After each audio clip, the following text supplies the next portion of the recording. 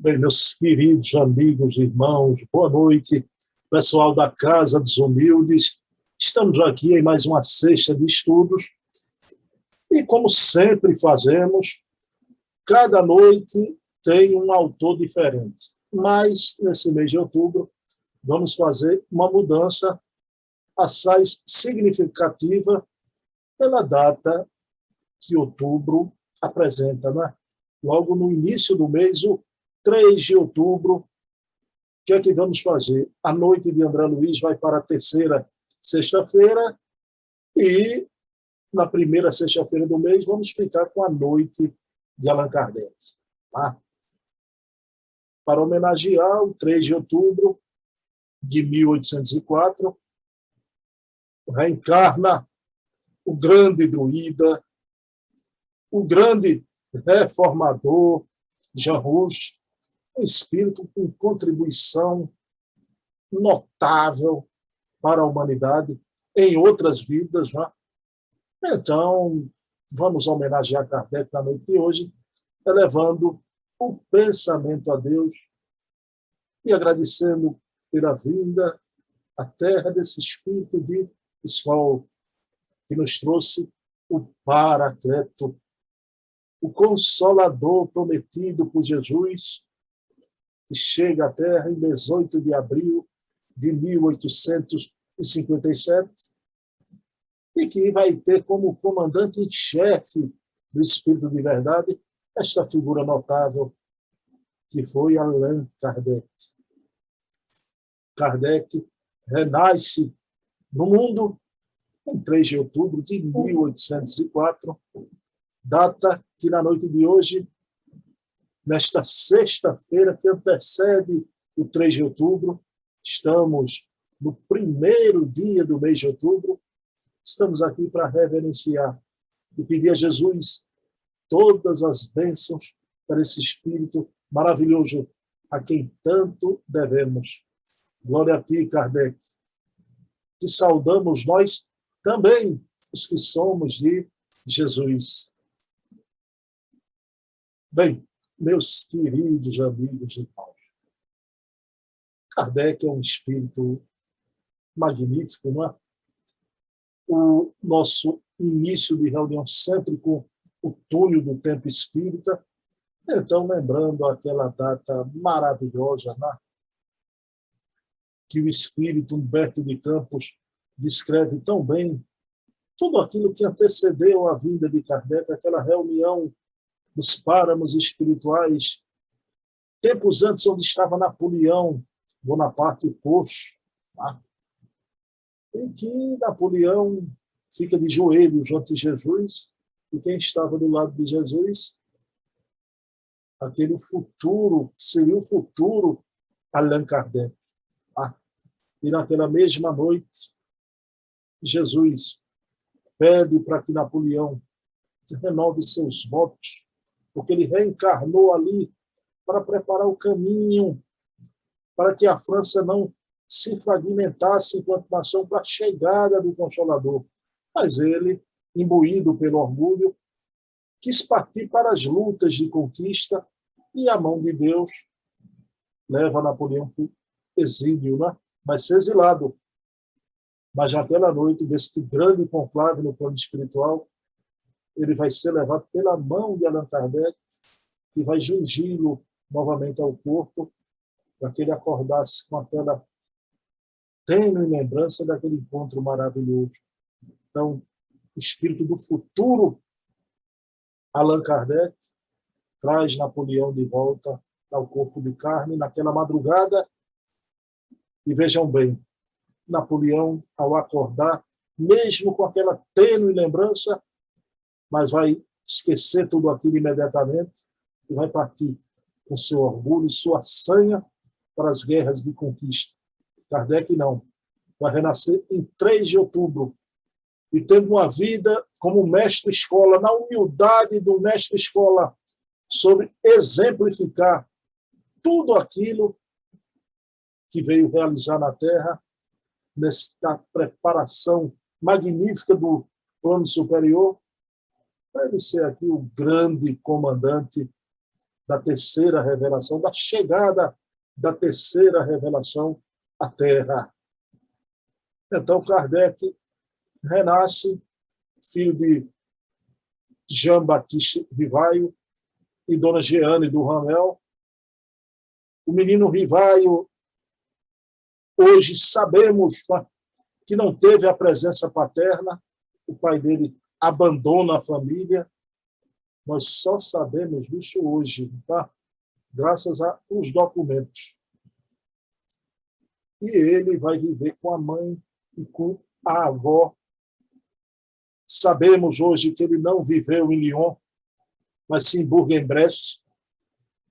Ele apenas era a maternidade mais adequada. Ele foi a Lyon, a sua mamãe, e o teve. Kardec nasceu em Lyon apenas porque ali era o local mais adequado. E ele volta para Bourg-en-Bresse. Então, são lembranças maravilhosas nesse 3 de outubro, o dia do nascimento de um gênio, né? O demiurgo do Espiritismo, aquele que pegou a massa esparsa da síntese espiritual da humanidade e transformou em forma de doutrina com seu esforço, com o seu tirocínio genial, inaugurando na Terra a era da fé raciocinada. É essa história que vamos narrar na noite de hoje, uma história contada tantas vezes. Hoje vamos narrá-la de uma forma mais informal, aqui e ali trazendo uma outra informação que sabemos hoje do trabalho magnífico de Kardec. Então, este foi o nosso túnel do tempo espírita dessa semana, pessoal. A nossa homenagem a esse gênio. Relembramos aqui o 3 de outubro, mas vamos prosseguir na nossa narrativa sobre a vida deste maravilhoso espírito. Um espírito realmente de uma altura espiritual inimaginável. Inimaginável. Então, meus queridos amigos e irmãos, o menino Rivaio vai estudar em Yverdun, em Pestalozzi. Ali, grandes príncipes, monarcas, estudaram ali a Imperatriz Leopoldina. E com o Pestalozzi ali também estudavam crianças pobres, porque o Pestalozzi fazia questão de um número de vagas serem para crianças, filhos de operários. E ali Kardec vai formar suas humanidades. Então, como foi importante Yverdun, Pestalozzi, para a formação desse grande didata, um educador, e a obra de Kardec é, acima de tudo, uma obra de educação. Quando a gente lê desde o Livro dos Espíritos até o último número da Revue Spirit, então a gente fica impressionado, né? Com aquele pensamento retilíneo, aquele homem realmente com uma didática celeste, que não é normal. Não foi apenas tudo aurido lá em Verdun. Ele trazia na sua bagagem, né? Então, de grande teólogo que for, de grande educador. E aqui na Terra ele teve um reencontro com o seu mestre, com Pestalozzi, que realmente foi um encontro de almas. Pestalozzi era protestante também. O Kardec, em outra encarnação, como Jean Rouge, foi protestante. Na Yverdun, vários educadores maravilhosos. Froebel, ele que criou o jardim da infância, né? Que a criança precisava ser regada com amor e carinho, né? Como uma florzinha para desabrochar. Então, Kardec volta para Paris, onde vai implantar ali o método kardeciano, né? Então, ele volta para Paris, mas ele vai conhecer aquela que vai ser o braço direito, o anjo da sua vida, a estrela da vida inteira, como dizia Manuel Bandeira, né? A estrela da vida inteira, a querida Amélie Gabrielle Baudet, poetisa, 9 anos mais velha que Kardec, embora não aparentasse, absolutamente não aparentava, né? E hoje temos aquela primeira missiva, né? Aquela primeira carta de Kardec, pretendendo, né, conhecer os pais de Amélie. Então, é de uma beleza, de uma candura, de uma inocência, o amor verdadeiro, a educação de Kardec, a lanheza do trato, né, com aquela que seria a sua namorada. Tá? Kardec estava ali, enamorado por Amélie. Então, esse encontro maravilhoso com essa mulher notável. Kardec tinha 28 anos de idade, imaginemos, um rapaz de 28 anos de idade. Amélie já tinha 37 anos. Vão se unir, não vão ter filhos, vão adotar uma criancinha, tá? Que não sobreviveria muito tempo, não é? Mas eles não puderam ter filhos biológicos, mas tinha um sentimento da paternidade e da maternidade que vão extravasar através da educação das futuras gerações francesas. Né? Kardec, usando o método de Pestalozzi, então, vai fundar em Paris um dos primeiros colégios mistos, já meninos e meninas. Então, Kardec vai, até a idade madura, trabalhar no campo da educação. E aquilo ali foi um laboratório vivo para o seu trabalho no espiritismo depois. Já. Kardec foi um homem de humanidades.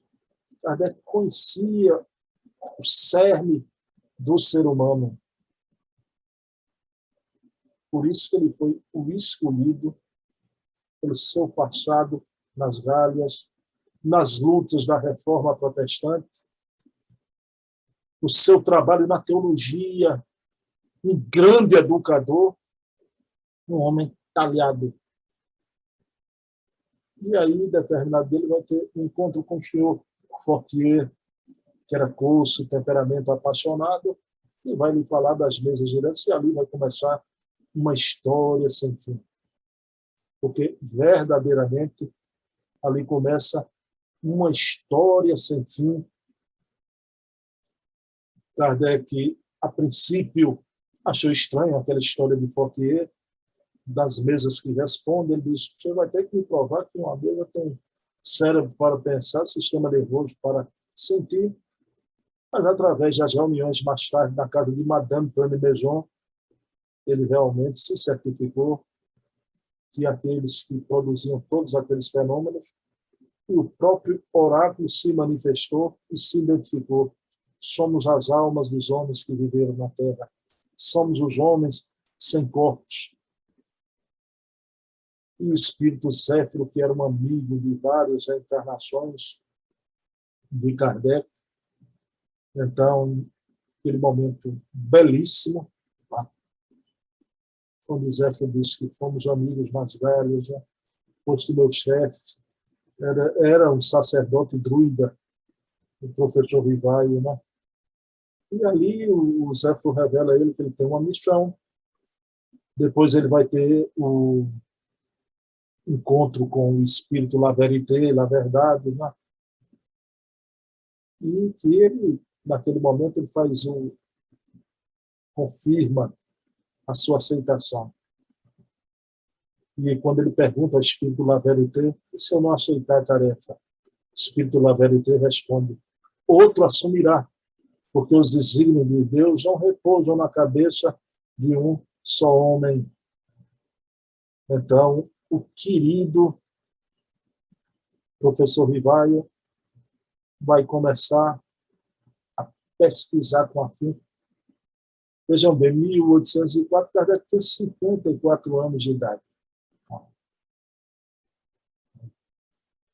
Vejam bem, 53, 54 anos de idade, e vai colidir todas aquelas informações através de médios, espaços, para receber comunicações do mundo inteiro.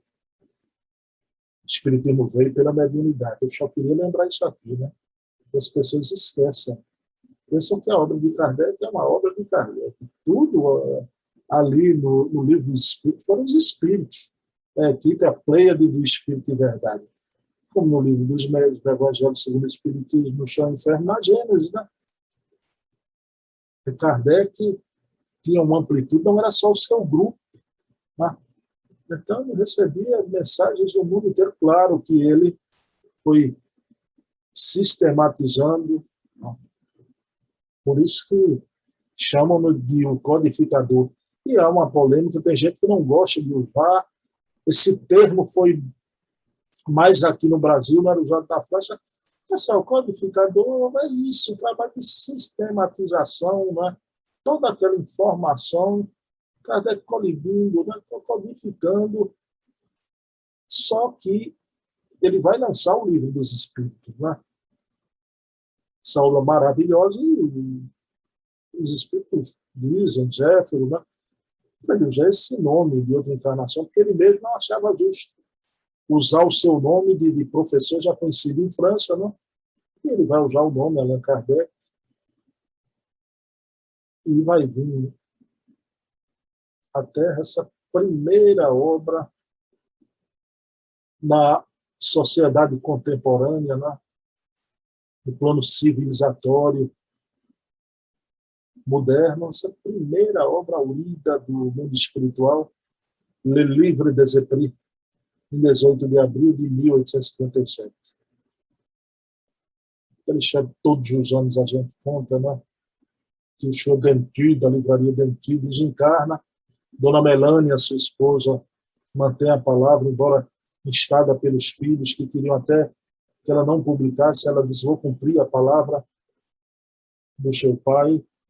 E Kardec, com muita felicidade, naquela manhã, de braços dados com Dona Melânia, a viúva Dentu, vai receber as primeiras obras que viriam de uma cidadezinha Saint-Germain-en-Laye, a 23 quilômetros de Paris, para ali no Palais Royal, e eles se dirigem até a Galeria d'Orléans, e ali na livraria Dentu, ela coloca o livro na vitrine, né? Aquela história que a gente já sabe, Flamarion vem passando, o rapazinho entra naquela manhã, conhece Kardec ali, que data, né? Que data de 18 de abril de 1857, para Flamarion conhecer Kardec, né? Vai ser convidado, vai ser o médium de Kardec. E hoje esse trabalho que a gente vê da Sociedade Parisiense de Estudos Espíritas, né? Um trabalho grandioso, um trabalho providencial de Carlos Schecht e o querido Adair Ribeiro do ACOL. Eu digo esses, mas tem também um grupo maravilhoso, o querido Charles Kemp, a Luciana Farias, né, do Obras de Kardec, é um grupo maravilhoso que está aí se debruçando, trazendo, né? Então, até certidão de nascimento, o nome realmente como eram daqueles médios notáveis, né? Então, vejam bem, tudo. Estou aqui numa sexta-feira, já vou adiantar para vocês. No domingo agora, não percam o portfólio Fontes Primárias, que o Adair vai trazer material que não apareceu em lugar nenhum sobre o médio sonâmbulo senhor Morin. Então, ali Flamarion vai fazer parte da Sociedade Parisiense de Estudos Espíritas. Bem, a obra, o Livro dos Espíritos, que foi lançada primeiro com 500 perguntas, 501 perguntas, né? E depois, mais tarde, com 1018, 1019 perguntas. Dizem que Kardec esqueceu de numerar, tá, uma das perguntas, e em novas edições sempre assim. Então, Kardec vai fazer ali o Pentateuco maravilhoso, aliás, os Espíritos, com Kardec colidindo. Kardec era um coautor. Quem lê o Livro dos Espíritos, vê ali nas notas de rodapé. Quem lê o Livro dos Médiuns. Quem lê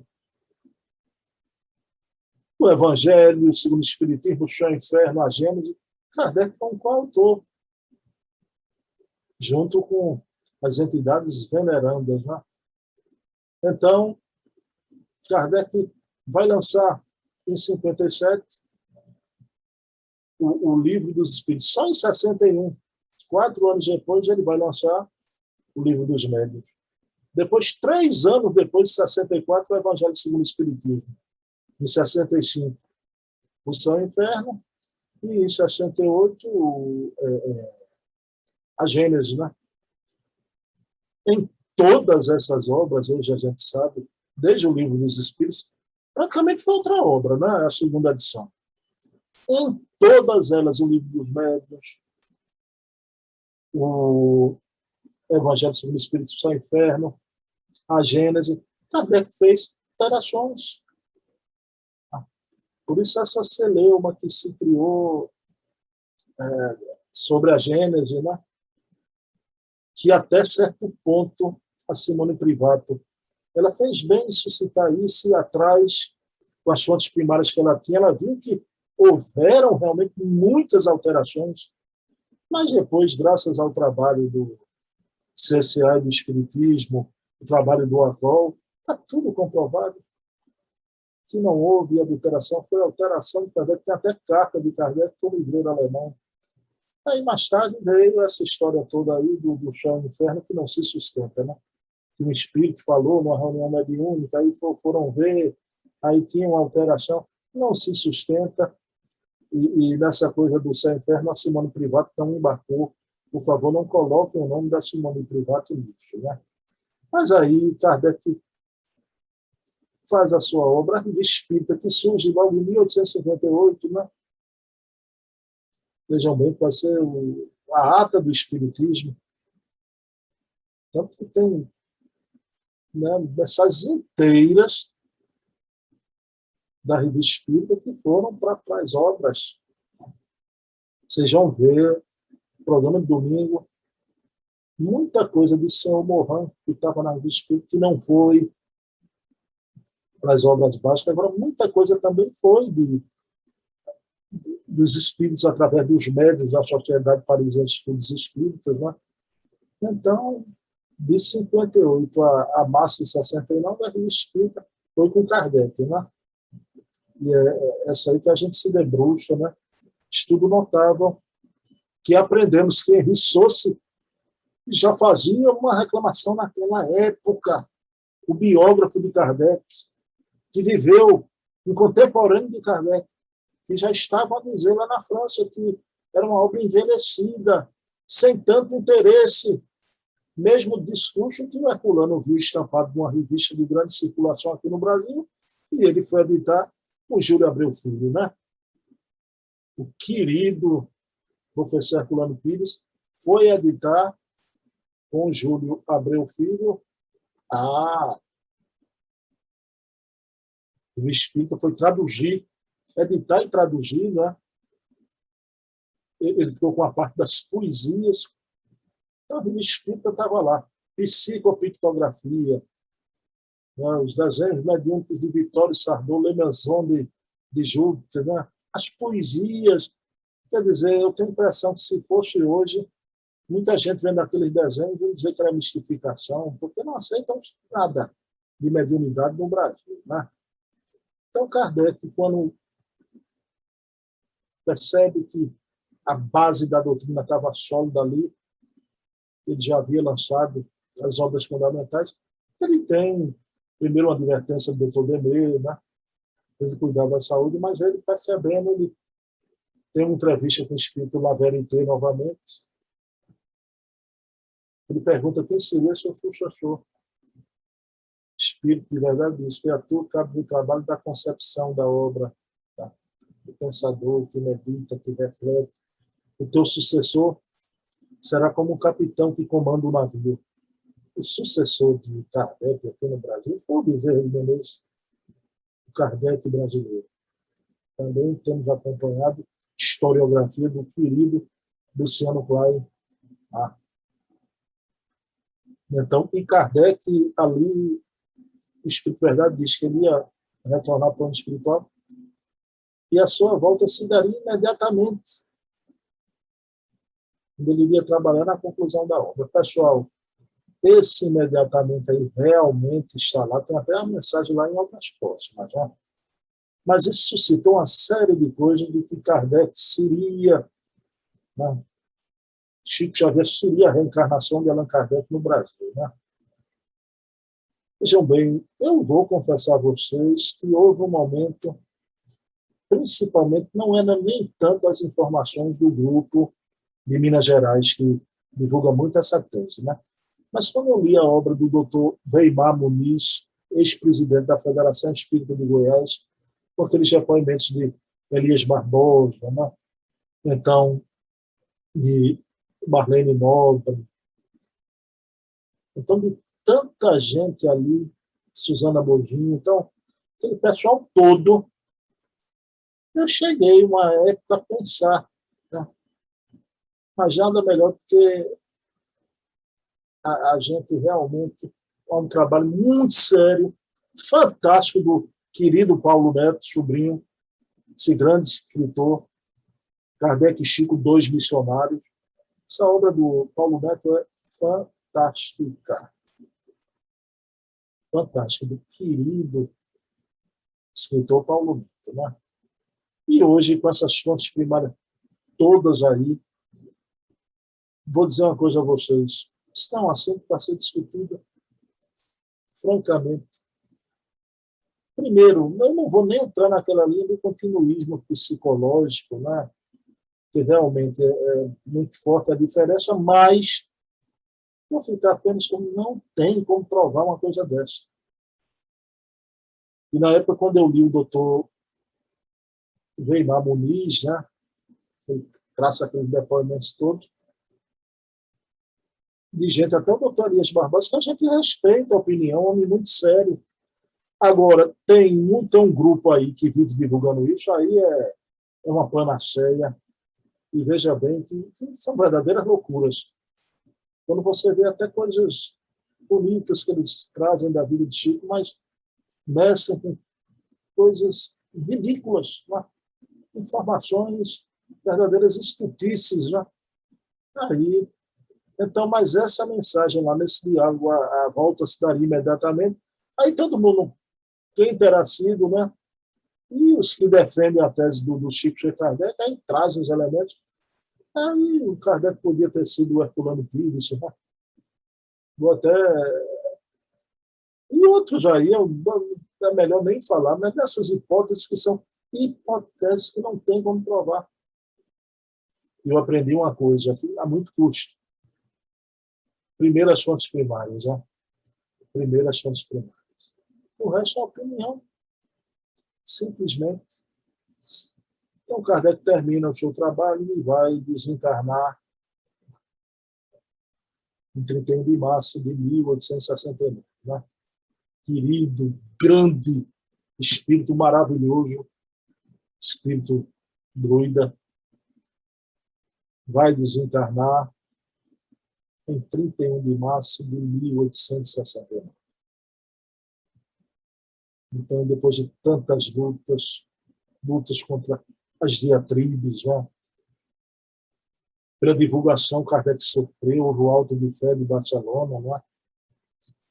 Onde Maurice Lachatre pega as obras de Kardec, e a igreja lá na Alfândega detém as obras. O bispo Antônio Palau e Tremens faz aquela fogueira lá, queima os livros lá. Então, de forma absurda,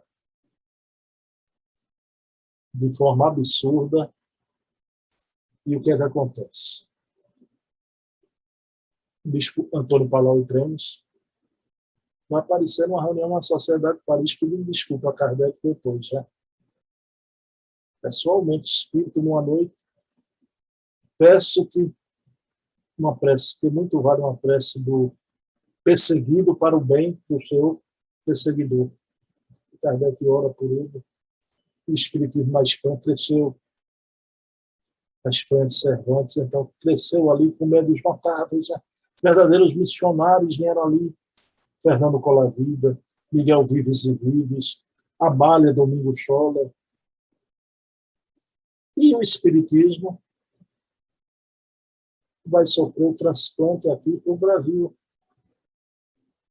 Então, Kardec ficou emocionado quando recebe notícias do Espiritismo sendo divulgado aqui no Brasil, do outro lado do oceano. Por isso que esse país tem uma missão a desempenhar. Pessoal, se hoje existe uma historiografia do Espiritismo desde lá da França, há uma historiografia também muito séria do Espiritismo aqui no Brasil, né? Não foi por acaso que o Espiritismo veio parar aqui no Brasil. Onde surgiram grandes médiuns, é o país mais espírita do mundo. Vocês já pensaram, se o Espiritismo não viesse para o Brasil, a impressão que tinha fundado ali na França. O movimento arrefeceu muito, como diz o grande documentário do meu querido Eri Lopes, esse querido amigo que a gente entrevistou aqui, né? Então, um documentário, a derrocada do movimento espírita francês, né? Mas Kardec vai chegando ao fim da sua missão, e quando ele estava de mudança da Rua Santana para a Vila Sueli, onde São Neurismo ele cai, aquele momento realmente emocionante. O professor Rivaia, quedas, corpo tomba, a alma se levanta. Depois de presentear um caixeiro viajante que foi comprar algumas obras e ele não aceitou nem pagamento naquela manhã. E o seu corpo tomba. O primeiro a chegar foi Alexandre Delano, pai do futuro apóstolo do Espiritismo, também o Gabriel Delano. Dona Amélie Boudet ali sentada, ante o corpo do marido. E ele vai ser enterrado, o seu féretro, em uma mátria, cemitériozinho pequenininho, aos arredores de Paris, onde uma manhã de chuva, o movimento espírita francês já está perto do féretro, né? Vai ficar pouco tempo o túmulo de Kardec, vai ser transferido mais tarde para o Père Lachaise, onde hoje tem esse dolmen druida, né? E ali Camille Flammarion, que conheceu Kardec naquela manhã, quando ele tinha 19 anos, já agora um homem formado, com mais de 30 anos, vai fazer um discurso maravilhoso, né? Onde ele diz: mestre, não te dizemos a Deus, dizemos até logo, tu que fosse na terra, o le bon sens incarné, o bom senso encarnado, maior homem de ciência da França, maior astrônomo do mundo naquela época, faz um elogio desse a Kardec, o bom senso encarnado. E assim ele foi. Então, pessoal, nosso preito de gratidão e afeto, né? E a gente aqui homenageia o querido Allan Kardec neste limiar, né? Nesta véspera do dia 3 de outubro, que vai ser no domingo. Vamos ter uma palestra na Casa de Humildes com Taua Gomes, a lição de Allan Kardec.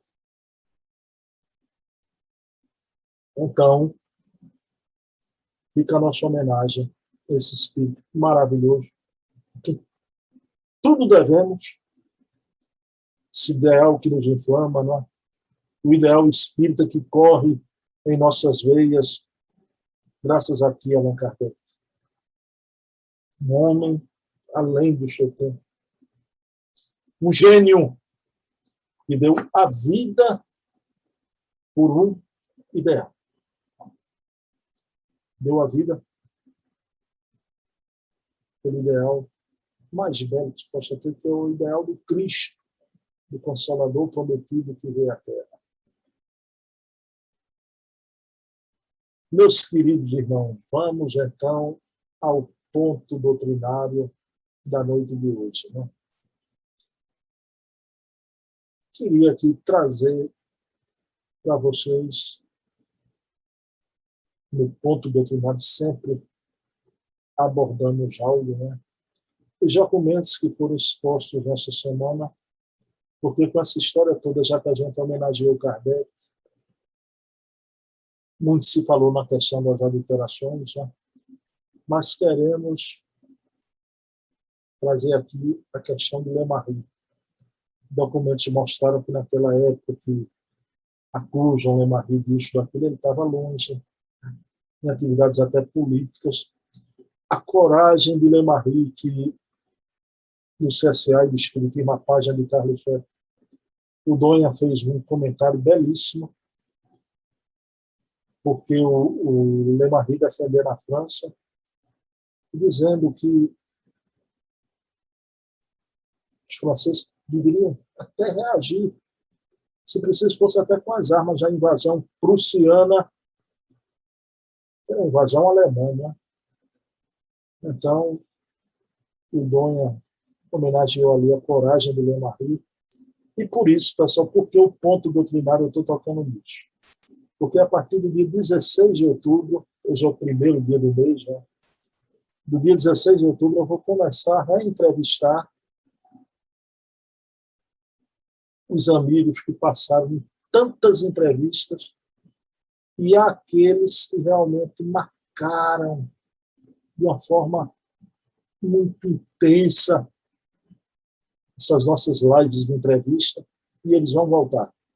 Primeiro, em 16 de outubro, será João Donha, esse grande pesquisador lá do Paraná, que vai conversar sobre os documentos que encontraram do Karl Marx, falando mal do espiritismo. Então cai por terra aquela história de que aquela mensagem lá de Obras Póstumas com aquele M era de Marx, absolutamente.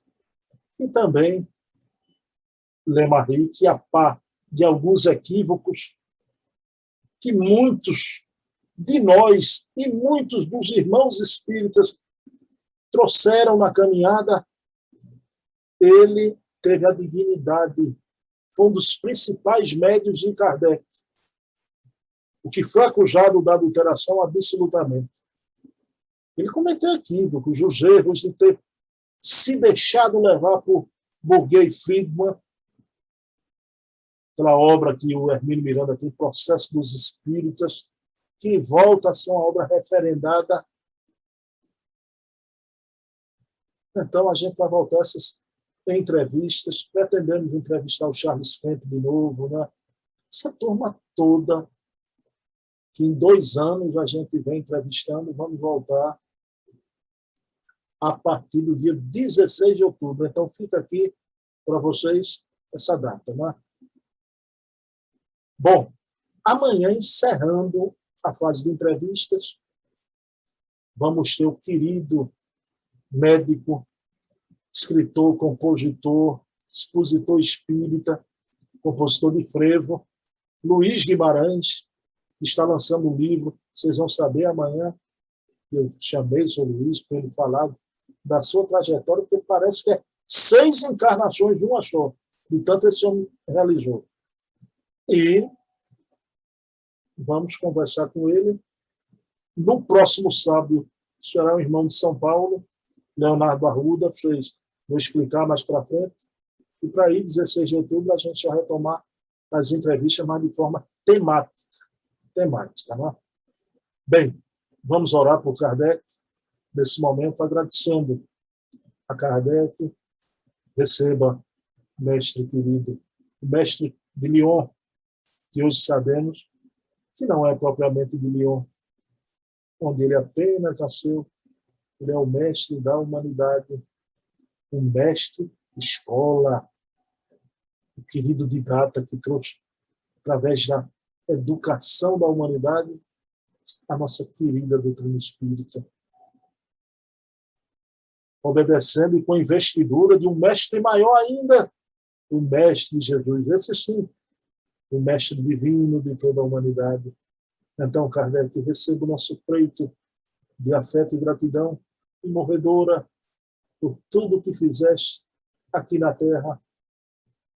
Gratidão, Kardec, que possamos nós sermos dignos e fiéis ao teu legado, possamos divulgar essa doutrina para o fim das nossas vidas, para que a humanidade compreenda que a morte não existe e que a reencarnação é a grande verdade dos séculos, que através dela vamos construindo um futuro melhor para o planeta Terra e para toda a humanidade. Meus queridos irmãos, até amanhã na nossa entrevista, no nosso canal com Luiz Guimarães. Paz e bem, que Jesus amanheça em nossos corações. Um beijo na alma. Muita paz.